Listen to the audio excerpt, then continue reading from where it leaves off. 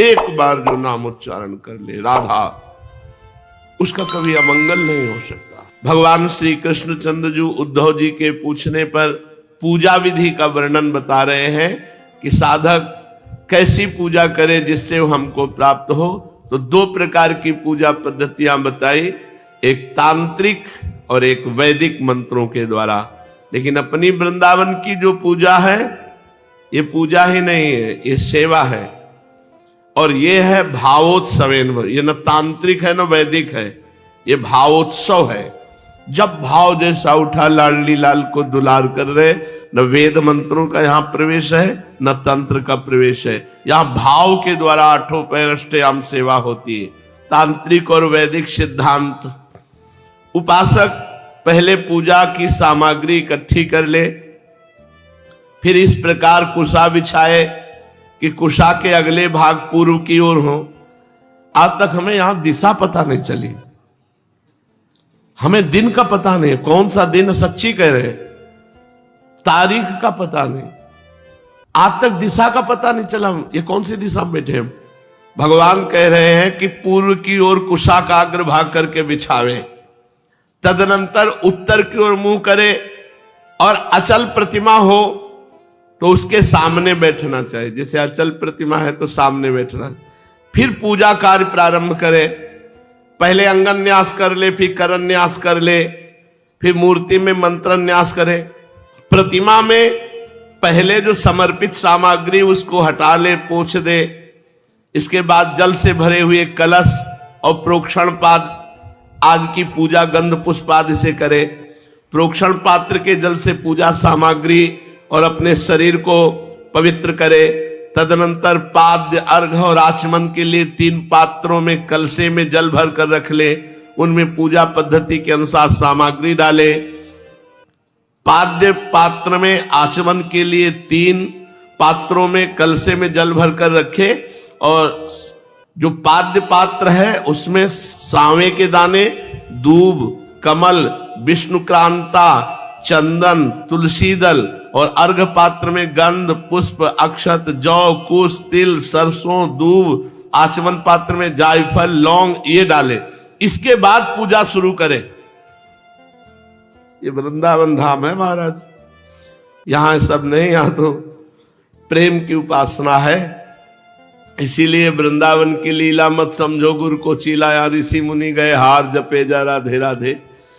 इसके बाद पूजा करने वालों को चाहिए कि तीनों पात्रों को क्रमशः हृदय मंत्र, शिरो मंत्र, शिखा मंत्र से अभिमंत्रित करके अंत में गायत्री मंत्र से तीनों को अभिमंत्रित करे। इसके बाद प्राणायाम के द्वारा, प्राणवायु भावनाओं के द्वारा शरीरस्थ अग्नि के शुद्ध हो जाने पर हृदय कमल में परम सूक्ष्म और श्रेष्ठ दीप शिखा के समान मेरी जीव कला का ध्यान करे।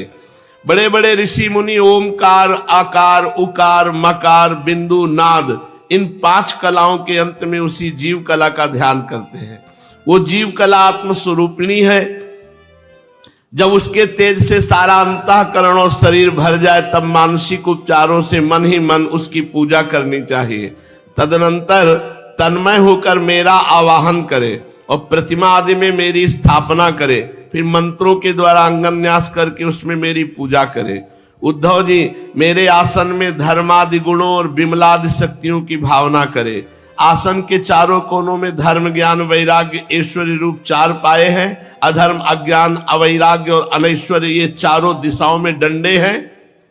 सत्व, रज, तम रूप 3 पट्टरियों की बनी हुई पीठ है। विमला, उत्कर्षणी, ज्ञाना, क्रिया, योगा, प्रभि, सत्या, ईशाना, अनुग्रह ये 9 शक्तियां विराजमान हैं। उस आसन पर एक अष्टदल कमल है, उसकी कर्णिका अत्यंत प्रकाशमान है।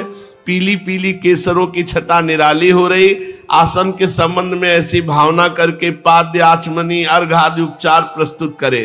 तदनंतर भोग और मोक्ष की सिद्धि के लिए वैदिक और तांत्रिक विधि से मेरी पूजा करे।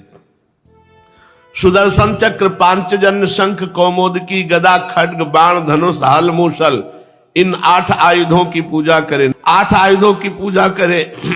कौस्तुभ मणि, वैजंती माला, श्रीवत्स चिन्ह की वक्षा स्थल में यथास्थान पूजा करे। नंद, सुनंद, प्रचंड, चंड, महाबल, बल, कुमुद, कुमुदेक्षण, गरुण के सामने दुर्गा, विनायक, व्यास, विश्वक्सेन चारों कोनों में स्थापना करके पूजन करे। बाईं ओर गुरु की यथाक्रम पूर्वा। अरे बहुत विचित्र लीलाएं हैं, सेवा, पूजा, मंत्र, और सबका फल है प्रेम, और प्रेम की उपासना है। पूर्व दिशा में इंद्र आदि 8 लोकपालों की स्थापना करके प्रोक्षण, अर्घ, ध्यान और क्रम से उनकी पूजा करनी चाहिए।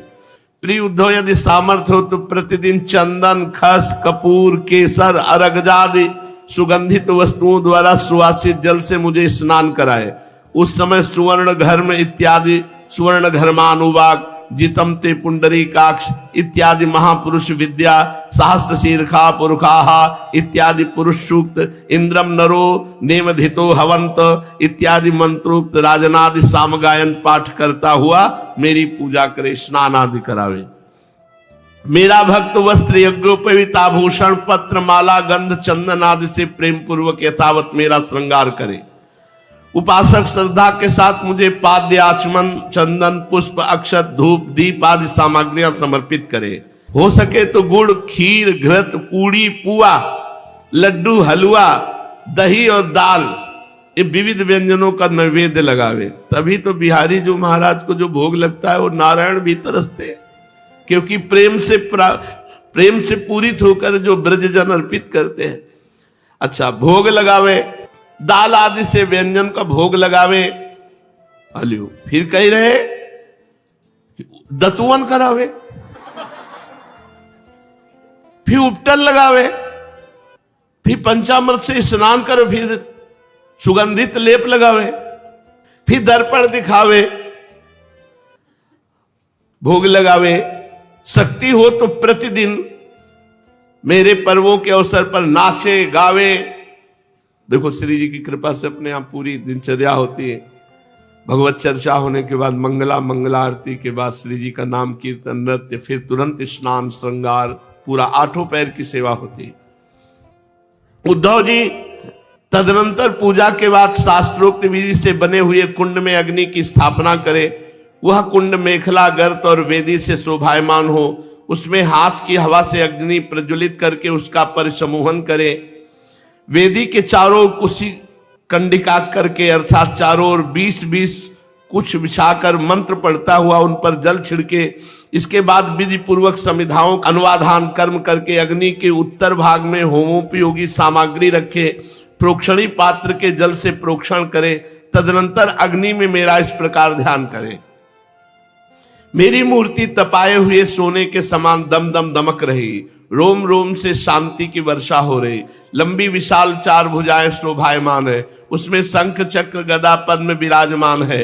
कमल की केसर के समान पीला पीला वस्त्र फहरा रहा है। सिर पर मुकुट, कलाइयों में कंगन, कमर में करधनी, बाहों में बाजूबंद झिलमिला रहे। वक्षा स्थल पर श्रीवत्स का चिन्ह, गले में कौस्तुभ मणि जगमगा रहे। घुटनों तक बनमाला लटक रही। अग्नि में मेरी इस मूर्ति का ध्यान करके पूजा करनी चाहिए। इसके बाद सूखी समिधाओं को घृत में डुबो कर आहुति दे और आज्य भाग और आधार नामक 2-2 आहुतियों से भी हवन करे। तदनंतर घी से भिगोकर अन्य हवन सामग्रियों से आहुति दे। इसके बाद अपने इष्ट मंत्र से अथवा ओम नमो नारायणाय इस अष्टाक्षर मंत्र से तथा पुरुष सूक्त के 16 मंत्रों से हवन करे। बुद्धिमान पुरुष को चाहिए कि धर्मादि देवताओं के लिए भी विधि पूर्वक मंत्रों से हवन करे और स्विष्टकृत आहुति भी दे। इस प्रकार अग्नि में अंतर्यामी रूप से स्थित भगवान की पूजा करके उन्हें नमस्कार करे और नंद, सुनंद आदि पार्षदों को 8 दिशाओं में हवन कर्मांग बलि दे। तदनंतर प्रतिमा के सन्मुख बैठकर परब्रह्म स्वरूप भगवान नारायण का स्मरण करे और भगवत स्वरूप मूल मंत्र ओम नमो नारायणाय का जप करे। इसके बाद भगवान को आचमन करावे। उसके बाद विश्वक्सेन को निवेदन करे। इसके पश्चात अपने इष्ट देव की सेवा में सुगंधित तांबूल आदि मुखवास उपस्थित करके पुष्पांजलि समर्पित करे। मेरी लीलाओं को गावे, उनका वर्णन करे, मेरी ही लीलाओं का अभिनय करे। ये सब करते समय प्रेमोन्मत्त होकर के नाचने लगे। मेरी लीला कथाएं स्वयं सुने, दूसरों को सुनावे। कुछ समय तक संसार और उसके रगड़ों झगड़ों को भूलकर मुझ में ही तन्मय हो जाए। प्राचीन ऋषियों के द्वारा अथवा प्राकृत भक्तों के द्वारा बनाए हुए छोटे बड़े स्तोत्रों से मेरी स्तुति करके प्रार्थना करे। हे भगवान, आप मुझ पर प्रसन्न हो, मुझे अपने कृपा प्रसाद से सराबोर कर दे। स्तुति करके तदनंतर दंडवत प्रणाम करे, अपना सिर मेरे चरणों में रख दे, दोनों हाथों से दाएं से दाहिना और बाएं से बायां चरण पकड़ कर कहे, हे भगवान, इस संसार सागर में मैं डूब रहा हूं, मृत्यु रूप मगर मेरा पीछा कर रहा है, मैं डर कर आपकी शरण में आया हूं, प्रभु आप मेरी रक्षा कीजिए। इस प्रकार स्तुति करके मुझे समर्पित की हुई माला आदर के साथ अपने सिर पर रखे और उसे मेरा दिया हुआ प्रसाद समझे। यदि विसर्जन करना हो तो ऐसी भावना करनी चाहिए कि प्रतिमा से एक दिव्य ज्योति निकली और वो मेरे हृदय स्थित ज्योति में लीन हो गई, बस यही विसर्जन है। उद्धव जी, प्रतिमा आदि में जब जहां श्रद्धा हो तब तहां मेरी पूजा करनी चाहिए, क्योंकि मैं सर्वात्मा हूं और समस्त प्राणियों में तथा अपने हृदय में भी स्थित हूं। उद्धव जी, जो मनुष्य इस प्रकार वैदिक तांत्रिक क्रिया योग के द्वारा मेरी पूजा करता है, वो इस लोक और परलोक में मुझसे अभीष्ट सिद्धि प्राप्त करता है। यदि शक्ति हो तो उपासक सुंदर और सुदृढ़ मंदिर बनवावे, उसमें मेरी प्रतिमा स्थापित करे, सुंदर सुंदर मेरे लिए फूलों के बगीचे लगवा दे, नित्य की पूजा, पर्व की यात्रा, बड़े बड़े उत्सवों की व्यवस्था कर दे। जो मनुष्य पर्वों के उत्सव और प्रतिदिन की पूजा लगातार चलने के लिए मेरे मंदिर में खेत, बाजार, नगर अथवा गांव मेरे नाम पर समर्पित कर देते हैं, उन्हें मेरे समान ऐश्वर्य की प्राप्ति होती है।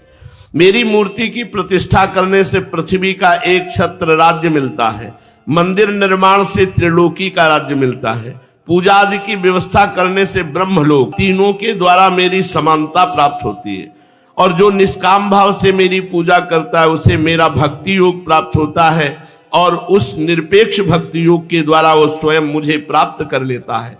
जो अपनी दी हुई या दूसरों की दी हुई देवता और ब्राह्मणों की जीविका हरण कर लेता है, करोड़ों वर्षों तक विष्ठा का कीड़ा होता है। जैसे आपने कि ये हम रुपया मंदिर में दे दिया, ये जमीन मंदिर में लगा दी, या ये वस्तु लगा दी और उसके बाद वापस ले लिया, तो भगवान कहते करोड़ों वर्षों तक विष्ठा का कीड़ा होगा। कभी ऐसे हैं मंदिर हैं जिनमें जमींदार थे तो 10-10 बीघा 20-20 बीघा मंदिर के नाम लगा दिए, उनके परिवार लोग उसका पूरा प्रयोग करने लगे, तो ये बहुत अपराध है।